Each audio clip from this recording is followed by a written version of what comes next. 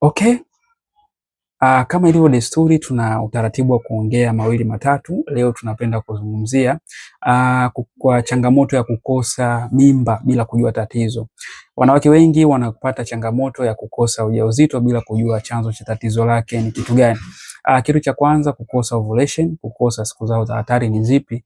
Wengi wanashindwa kuzielewa na siku zao wanashindwa kuzitumia vizuri, lakini pia inatokana pia na mzunguko kuwa wa hedhi ambao sio sahihi.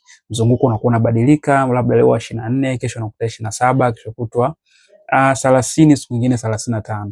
Hali inayopelekea kuwa na changamoto ya kuweza kushika ujauzito bila mwanamke mwenyewe kujua. Lakini pia kitu kingine inakuwa ni stress na pressure ya maisha. Imekuwa ni chanzo kikubwa sana cha mgogoro ya uzazi kwa wanawake na wanaume kwa sababu ya pressure na stress na mwenendo wa maisha wa sasa hivi. Lakini pia tuangalie kitu kingine, maambukizi ya ndani ya mfumo wa uzazi, hasa mfano unakuta na PID kwa mwanaume, kwa mwanamke. Lakini pia mwanaume anakuwa na changamoto ya kutokuwa na mbegu za uzazi vizuri. Mfano mbegu zake zinakuwa hazina uwezo wa kupenetrate vizuri kufika kwenye mayai, hazina uwezo wa kuflow vizuri, mbegu zake ziko chache, zinawahi kufa, mbegu zake hazina mkia. Hizo ni changamoto ambazo wanawake wengi au wanaume wengi wanakuwa wanapitia katika utafutaji wa mtoto.